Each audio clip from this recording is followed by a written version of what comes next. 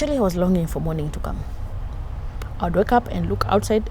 Yes, because I had set the exact time I wanted to happen. I had planned when we die, I want us to stay here for like 48 hours. Nobody will find us because nobody can imagine me there. All I could hear my head was kill her. And actually, I had started planning now. This woman, there was this, it's a sickle, like to nyasi. When you slash nyasi, you pull with it, a rake. Yes. It was just next to her. So I was like, I take that thing, I slash her face off, and then I ran. At this moment, you just want to kill your mom. I was actually shaking.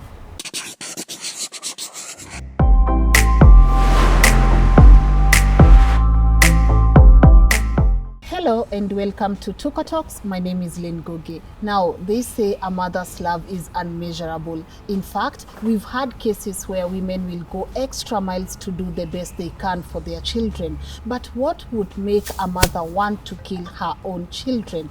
That's the story of my guest today. So before I give out too many details, please allow me to let her introduce herself. Hello. Very fine, thank you, Lynn. How are you? I'm very fine. Please introduce yourself. My name is Jacqueline. Ruguru Kagu. I'm a mental health advocate.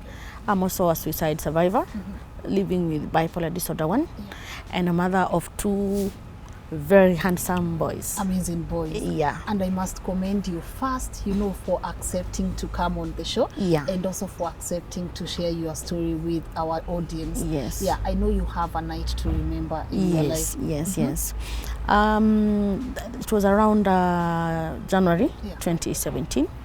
And I was going through a rough patch in my life because so much was happening in my life, and I felt hopeless. So I called a friend of mine who owns a hotel, and I told him I needed to book a room.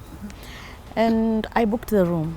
Then before heading to the room, I stopped by an agrovet, and I bought some ratatate and some mineral water from a hotel, from the same hotel. And we slept in that hotel that night. But my plan was that the following morning, I mix, because my sons, when they wake up, for a good reason, because I have never understood, they have to take water. Like when they wake up? Yeah, okay. Before tea or anything. So I knew they will take water. So I wanted to just mix the medication I had bought with water. They drink, and then they pass on. And then after that, I kill myself, and life goes on. Maybe life goes on without us, because I had felt I had reached a point of no return in my life. Wow. Yeah. Right, so before we go back to this hotel room, what led you here? I will say that so much had happened in my life. In 2013, that is 2013 is when my husband and I separated. But from 2011 going upwards to 2007, I had a very difficult marriage, full of violence, physical abuse, mental abuse, and it was tough for me. I can also say that my high school and college life, when I get back and now that I understand myself, was the kind of life that could give a parent time to be attentive of some issues. So I was ever in trouble in high school, but in primary I was this joyful, performing young girl, and just lovely, loved by many, and I loved everyone, a church goer. Then in high school, I remember I was suspended 14 times. I have driven a bus. I have caused a fight. Wow. I was always in trouble. So I caused a lot of trouble in high school. Then I went to college. It's called Travel and Related Studies, and I studied there. Then my final year in the college, the director noted I have some issues, and he reserved them until a point where he called my parents. He told my parents, I want you to take this girl for a psychiatric review, because I'm not going to allow her to come back to this college with the kind of behavior she has, because sometimes I would even chase lecturers. A lecturer would literally run. Ile ya kumkimbisha? Yeah. Ile ya kukimbia kabisa? Okay. Yes. And I went through counseling and everything. And I remember I was given medication, but I was not told what this medication was for. So I was told this medication you should take every day for this period. But you see, I'm there in a rebellious stage. Like, you can't tell me anything. Yeah, so I took the medication for some week, and then I told my mom, you know what, me, I'm good. This medication, acha kunywa. And my mom is like, okay, she's 18 by the way. Let her do what she wants to do. So at 21 is when I got married. With all this, I don't know even myself, with all this energy and everything. And no one has ever diagnosed like with a condition? Yes. Okay. I was just given medication. Yeah. And I was never told what this medication is for. So in that marriage, it was tough. Because you got married at 21? Yeah. Okay. It was tough because he never understood me, and I never understood myself, and I also did not understand him. So both of us would have outbursts, a lot of violence. We would separate and get back together. Was it ever physical? Yeah. We would separate and get back together, and it lowered my self-esteem. And then in 2011, we parted ways. Then 2013, it was made legal. Yes. And now there is when now my manic came. I believe from 2013 to 2016, I was in a phase of manic. Because I remember I took a loan of 800,000, and within a week, I didn't have the money. You took a loan? Yeah. For what? I don't know. To date, I don't know. Because I can't tell you where the money is. But I remember I gave a woman on the street 50K. I took my friends out. I bought chairs, and I already have. I found myself with 2 fridges in the house. I was just extravagant. I started having debts. I know I'm supposed to pay rent. I know what I'm supposed to do, but I'm not doing it. And when the landlord comes, I have this outburst to the point, you see, naturally, it's a landlord, it's a tenant who's supposed to fear the landlord. Yes. In my case, it was vice versa. Okay. It's the landlord who did not want to face me. He would send people, friends, chiefs. It was like that. Yeah. And now, I have debts. At work, I'm having outburst. My HOD had the worst time ever. Because if it was not a case against me and between me and another colleague, yes. It was me and him. So sometimes he'd tell me, I'm going to report you to the management. I'm like, fine, I'll show you. No, I'd hold his hand and tell him, come. The party's here. Follow, I'll be waiting here. You know, he's a reverend, so he would just look at me and go back to his office. So nobody would really understand me. So it was hard for me to relate with people. And so with time, I was all alone. Debts. No friends. And the friends I have are very few, and I don't want to hear what they're telling me, because friends will tell you, they'll hit it where it hurts. Were there friends who tried to tell you, Jackie, you may change, something is wrong with you, and how would you take that? Yeah, I have a friend called Pauline. Her office was just next to mine, and another one was called Patricia. Yeah. They would come to the office and tell me, you have these mood swings, the students are complaining, you're rude, what's up? Talk to us. And I'm like, I'm good. And there's another one who left to another country. Her name was McKenna, and she was always, and she was even telling Irene, the one you've told me about, that I may think Jacqueline is sick or she has depression. And one day we will find out that she has a problem. And that one day came.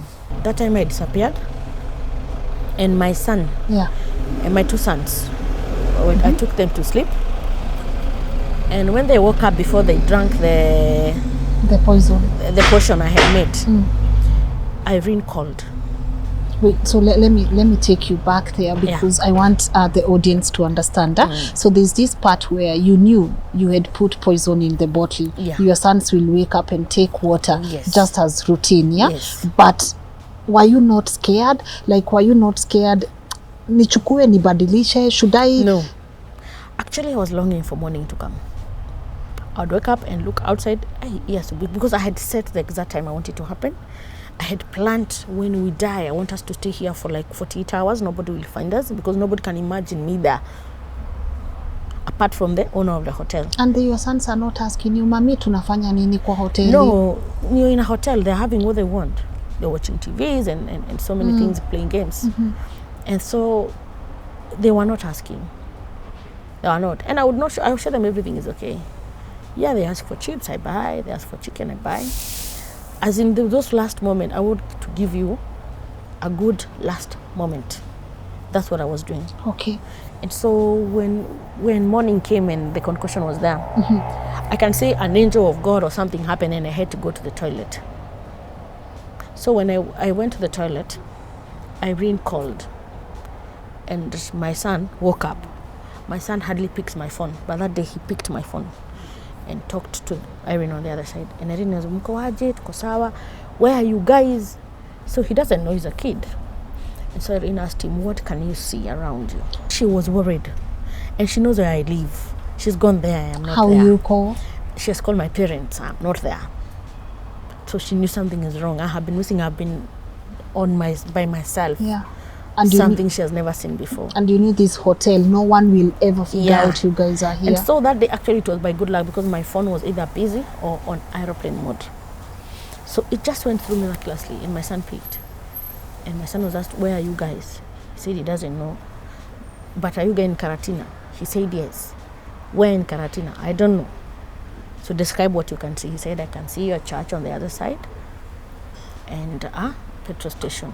In Karatina is a small town, so you mention this church, people will know, okay, I know where she is. Yeah. And within no time, I saw people. Yeah, my sons were taken, and the following day, I went to Irene's place. The following day, she ensured I go back to work. I met the HOD, that's in Dr. Ngari, who talked to me, and he knew she had had a sequence of the stories of how I was behaving even at home and so many things.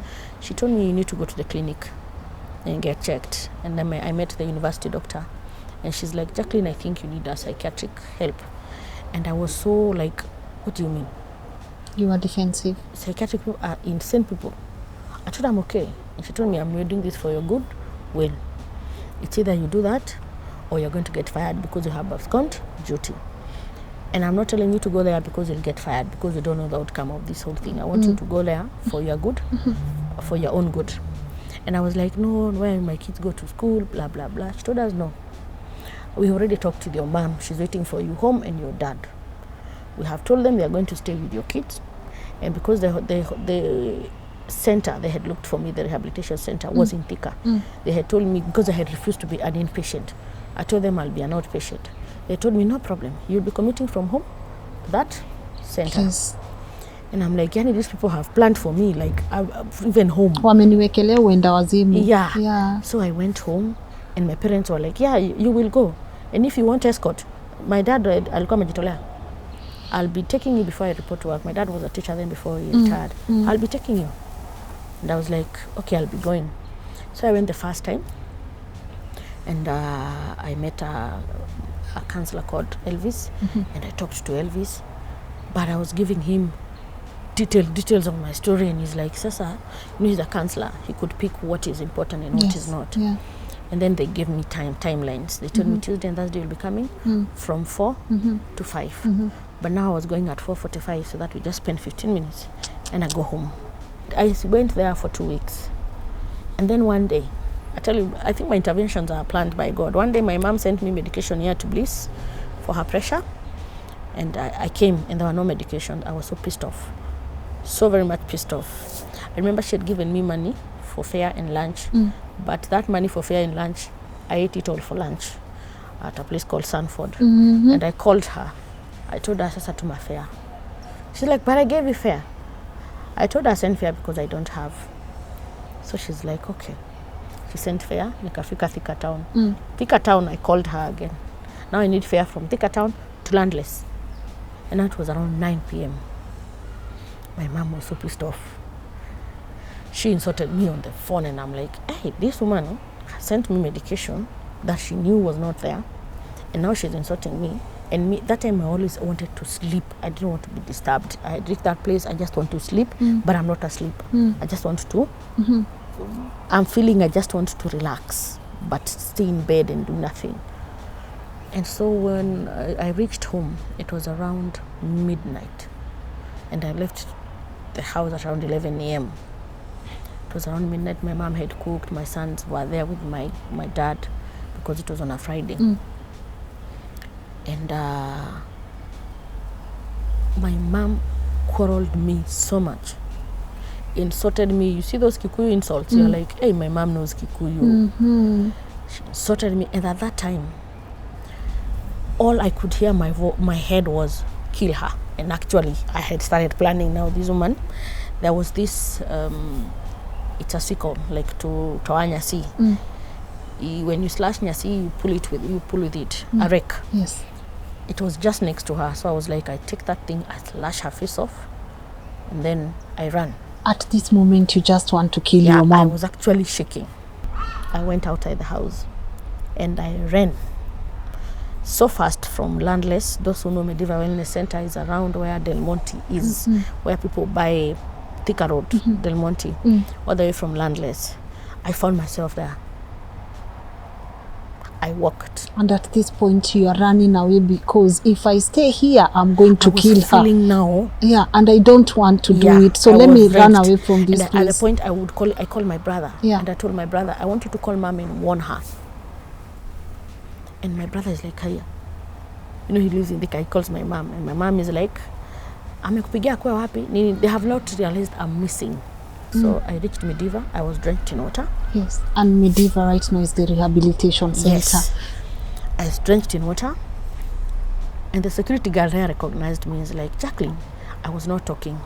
And this is the same rehabilitation center you never wanted to go in the first place. I have admitted myself. No, you have admitted yourself. I went there and I told them I don't want to talk to anyone else. I want to talk to Dr. Njeri. Dr. Njeri was now the doctor.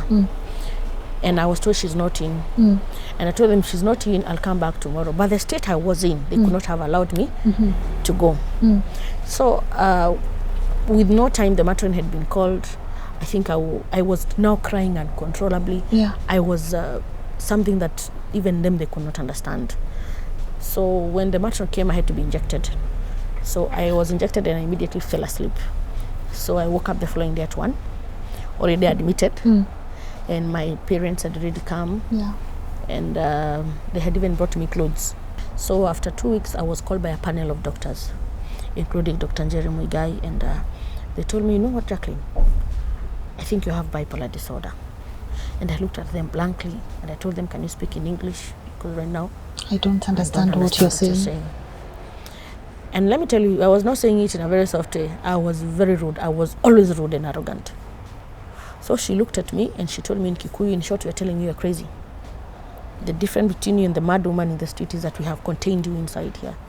But if we let you go, that's it. You either start collecting papers, you'll be a mad woman in the streets.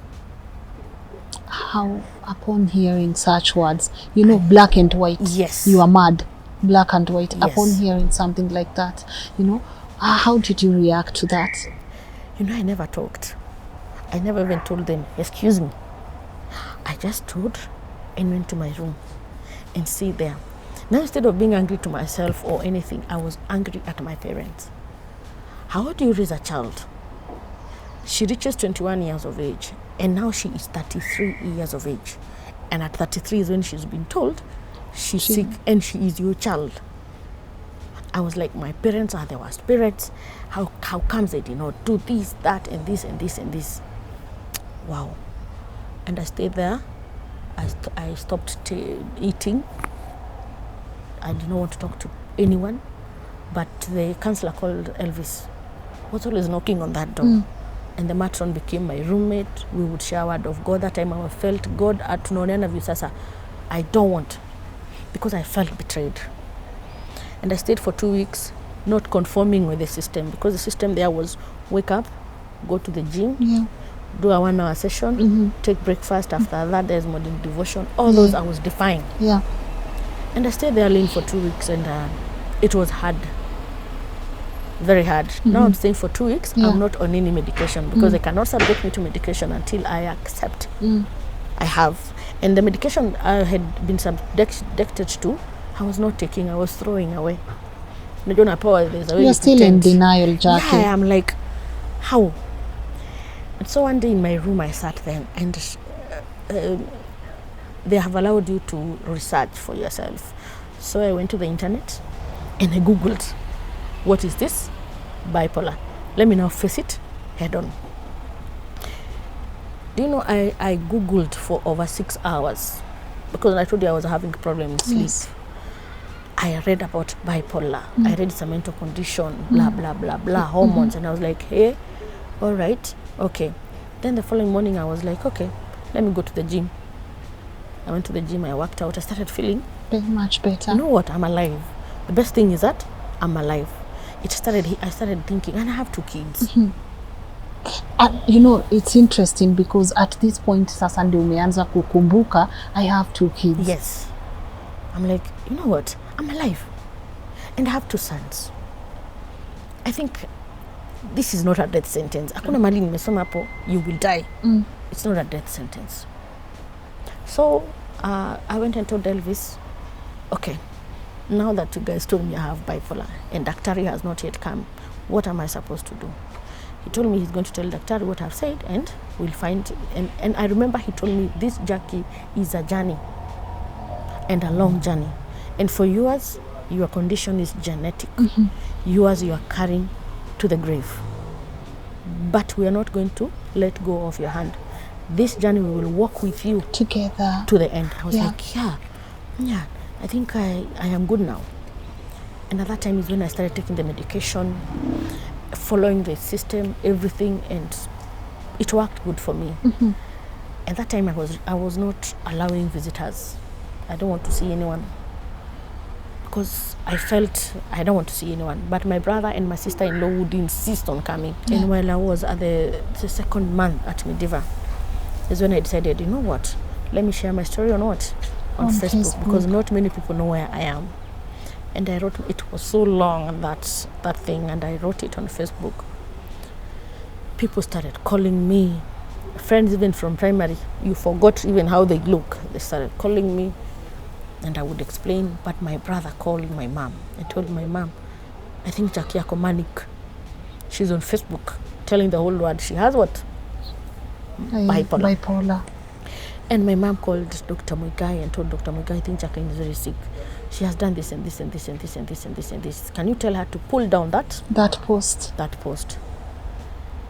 And even those that we were in at Mediva, they were like, Jackie, do you how it is bad kuambia watu when mwenda wazimu? And I was like, wow, I get it. So everyone wants you to hide the fact that you have bipolar. Yes. So I was like, kwani what's up with bipolar? It's not a death sentence.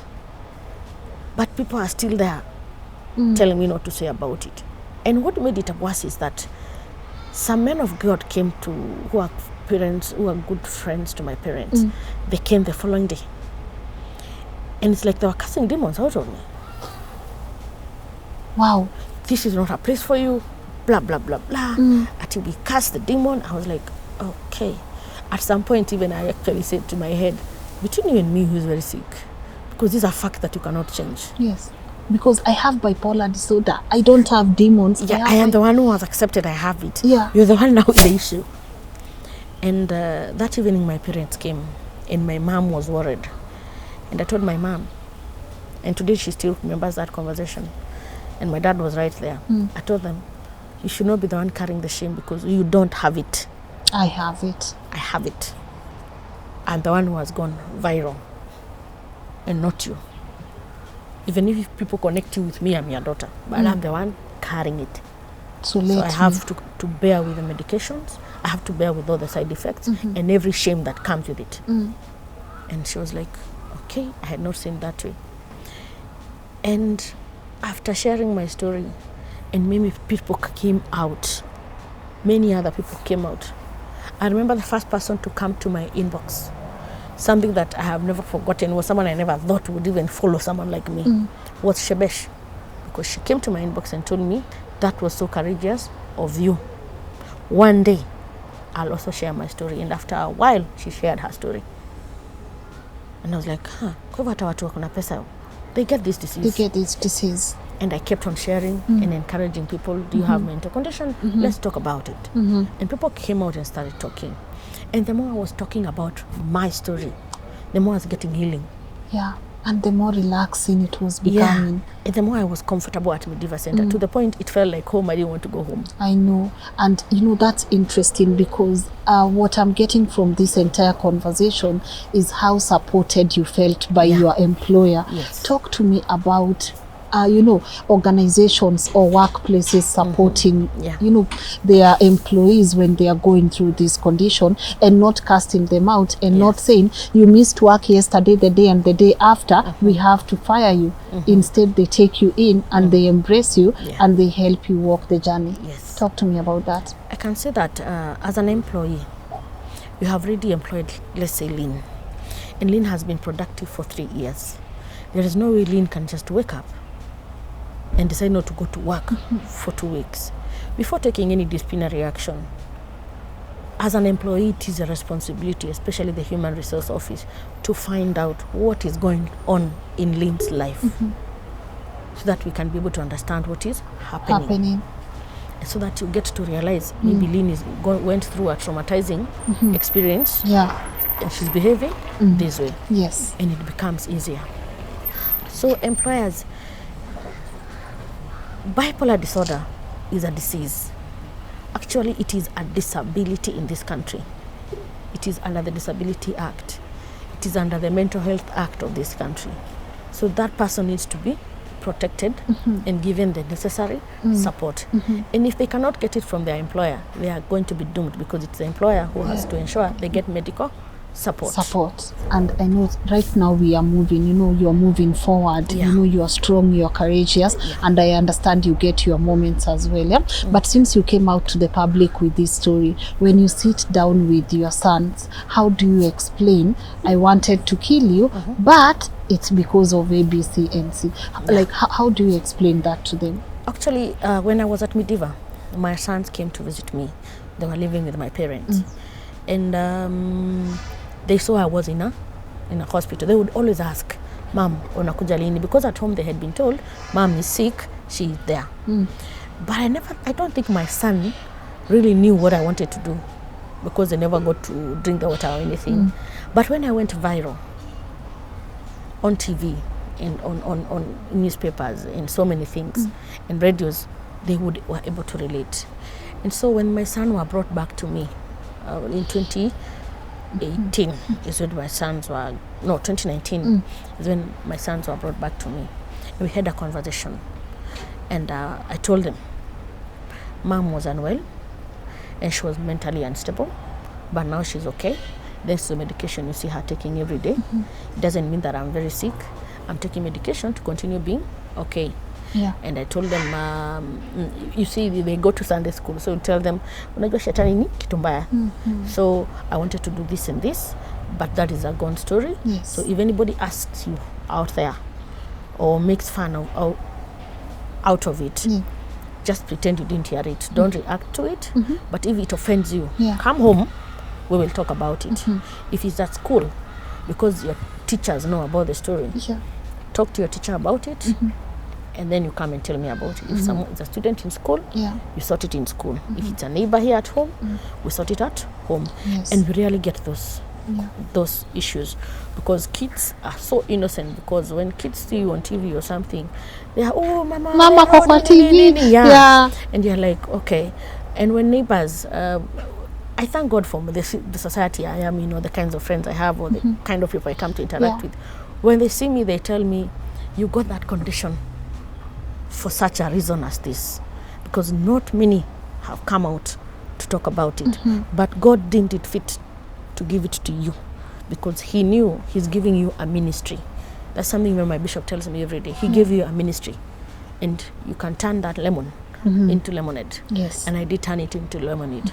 And I have been able to help so many people. We have come together with a group of youth, and many of them did not understand what is mental health. But when we came together and worked together, and they go to these homes and they see these people, they are like, they're able to relate, or they tell you, you know what, I think I have a brother, and I think they have this problem. And the way we are helping that someone, it's not how it's supposed to. My brother. And you're able to help so many people. Lynn, I can tell you for a fact, in Nyeri County, Mathera sub-county, I've seen leaders joining the group. Not us looking for them joining the group, because they are seeing. What's the name of the group? The group is called United Welfare Association. It's just youths, mothers, fathers, children, with no age limit. Actually, we cannot say it's youths. And we are not rich. No. We hear, you know what, Lynn, like when we are told, kuna mama fulani, she's very poor, she lives in a mud house, and you're hearing that mud house has mashimo. The first thing, as one of the members, of executive members in that association, I tell myself, mud is something you can just tengeneza with water and fill up that hole. But whatever is affecting this woman, to a point of poverty has affected her mentally to the point she can't think past that. Yeah. She has reached the hopelessness part. And when you go to talk to that woman, she has gone through a lot in her life to the point she has not showered. She's, she has neglected her children. She has taken into drinking, smoking, tobacco. So you're like, mental health leads you to taking these things. Yes. You talk to her, you're like, okay, I think you're depressed, mama. So I'm going to help you get antidepressant. In the meantime, this group of youths, tutakujengea nyumba. Exactly. And okay, talk to me about the stigma around mental illness, because it's insane that you would tell someone you have bipolar disorder and then they start casting demons out of you. Talk to me about the stigma around it. The stigma is very serious because we are Africans. Africans have this notion, you've been bewitched. Not only Africans, the whole world, even in America or anywhere I've done my researches, you have this notion that you get a mental condition or any disease because you are cursed or a sinner. So people translate mental health differently, but stigma is so large to the point many people have like decided what an EGK. But you see, the more we will talk about it, the more we'll eradicate that stigma. The same way we did with HIV or any other condition out there. Because it's not only in Kenya, it has happened in many other countries. And you can see in USA now they're coming out. The Kina Mariah Carey, they're coming out. Yes. The Kina Whitney, you don't want to be told exactly there was some depression somewhere. But it was there. I get it. The Kina Michael Jackson, you're not told it's depression, but it was there. It was there. If you listen to their story, it was there. It's just that you don't want it to come out. Just come out clearly. And also, I know you get withdrawals at some point, but how do you deal with it, especially when you have your sons around? When I get withdrawals, like when I'm feeling low energy or I don't want to do anything, I have a neighbor who is also a colleague. I have made sure that I am stationed strategically where I have a colleague or a friend. And that's important, right? I have a colleague or a friend who knows that Jackie sometimes can have her moments. I also have 3 contacts in my phone that I know if I call this person, ata kapata ni 3 hours calling, they will not disconnect or tell me busy. They will pick. If I send them a please call me, they'll know, this please call me. I have to call. And I call and they listen. So I have made it a point. If I feel, whatever feeling I feel, if it is anger, if it is too much excitement, I have to call someone. You know what, I'm excited, nimeenda kwa bank, nikapata 30,000, blah, blah, blah. That friend will tell me, Jackie, your ATM card, usidhubutu, that is Irene, usidhubutu kutoka nayo kwa hiyo mlango. I'm like, okay, nitakaa kwa nyumba nikugoje. And she will come. And pick that card. Hii tutaonana na wewe January, and she goes. Because she knows, okay, that money should have done something weird. Or sometimes she calls. Or I call her and I tell her, nasikia nimeboeka, niko tu even called down. And she's like, my other son is in boarding. She's like, you there with Wesley? I tell her, yes. Awacha nikuje. She comes, she takes her out for lunch, or we go to her place, we go swimming. But she can see my level. She's trying to lift my spirits up. Or sometimes when I am so down, I call my counselor or my doctor. I tell them, today I'm so down, completely down. I can't even move from here to the kitchen. Vyombo zijoshe. And when you find, in my house, when you find utensils in the sink, that's the signs my neighbor looks. Utensils in the things disarranged. I'm the kind of person, if it is cups, they're all supposed to be white facing one direction. I am that. I was told I have an ADHD, something like that. And if people find like that, they're like, so that is one of the things I look out for. Like the I don't care attitude of what is happening. Then I realized now I am getting serious. And it's time to call someone. I just call the psychologist. I tell them, hi, I'm going through this and this and this and this and this and this. Then tell me, you can come tomorrow. We check you up. Maybe your medication is not working. We need to reduce the dose or add more medication. And I'm okay with that. Yes, and you just spoke about medication, and I'm like, how expensive in this country is it to treat mental health? It's very expensive. It is almost like treating cancer. Because for me, in a month, like this month, I had to spend 12,620 for medication only. And I thank God I have a cover. I'm employed. But you see, with most of this mental condition, most of the families are in the humble background. That's why you find them. See, undiagnosed mental conditions are the ones you find in the streets. That's why you find them in the street talking to themselves, ama wanakukimbiza. And personally, I can be able to afford that medication. Okay. But the problem also is that this medication is available in this country. If you go to Madari Hospital and you have a mental condition, you will get that medication. The problem with people is accepting I have a take condition. the medication. Actually, Yeah. it's not have a condition to take the medication. I'm not saying Mathari, the services are good when you're an inpatient. I'm just saying they have good medication. Actually, they issue that medication. But now, the medication for any mental condition, I will tell you for free, they have fatal side effects. Actually, I lost my hair, I remember. And I had to shave it. Actually, I went to the haircut to do a haircut, a stylish haircut. I had a haircut until last month, but one. I went for a haircut. I was like, see, haircuts zimetokea style, so I'll do a haircut. So people thought it's still a style. Yes. And bipolar medication is a medication that ukihata na 2 minutes wachana nayo. So I have to tell myself, 7:30, I take my medication. Jacqueline, with bipolar, you and alcohol cannot even relate. But most people with mental condition, they want to take alcohol to take away that feeling. Yes, it's so if you their mix those escape two, route. you get worse. So the society is that to accept medication. The other thing, watu watasema aje. This has got nothing to do with watu, has got everything to do with you. Yourself. Exactly. And as we conclude, when you look at your sons and you're like, this is a second chance in life. We almost lost each other. What does that do to you? It gives me courage. Actually, they give me hope. A lot of hope. I'm not saying our life is smooth. No. But even when things get hard or thick, I tell myself, we were at a worse place some time ago. But you know what? God has brought us up to here. And my son has a saying, that firstborn son, he tells mom, you know what, mom? It is well. Yeah, we're good. My son, when we talk on phone, he doesn't say, hi, mom. We good, mom? And I'm like, yeah, we good. Okay. You sure? Yeah. I'm telling him we're good. I ask him, have you studied? He's like, yeah, we're doing homework here with grandpa and nini. And I'm like, yeah, he's good. And so his energy is like, okay, if my son has that hype, I need to get that hype. Yes. You see? Yeah. So my sons have given me a reason. I have to give them a life. I wanted to take life away from them.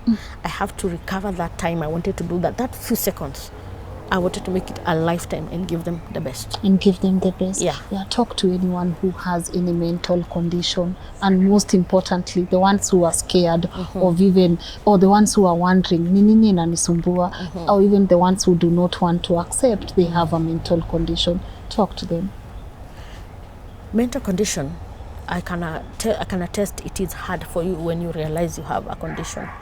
But when you accept it and embrace it, I guarantee you're going to live long life, healthy life. If you accept to take this medication and take your medication daily, now wengine hata you will only be told take for 6 months.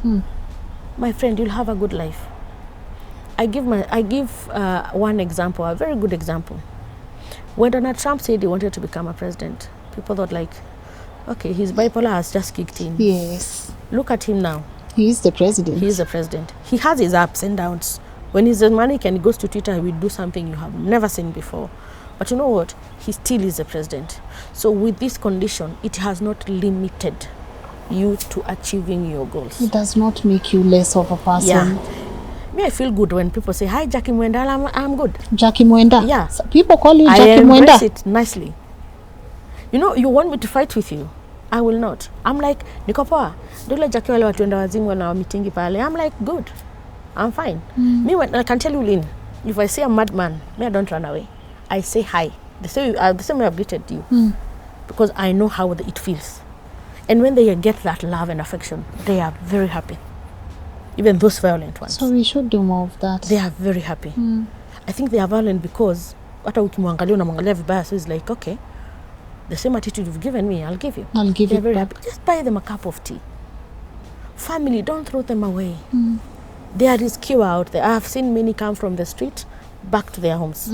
And it is very possible. And there's hope. There is hope. Finally, as a society, what are we not doing that we should do more?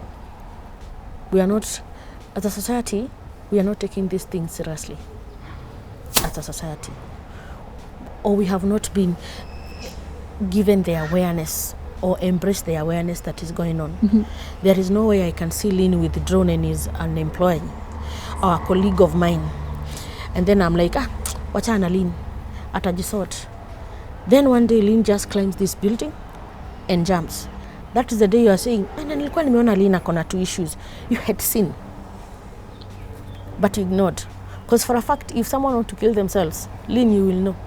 Even right now, you will know someone wants to kill themselves. When someone just asks you from nowhere, nikikufa, utaekelea maua kwa nini yangu, that person has already killed themselves. So they are telling you they are planning to die. And all they want is for you to take action and prevent them from when you see that. Someone has gone on Facebook and told you, I am tired with life, I want to die.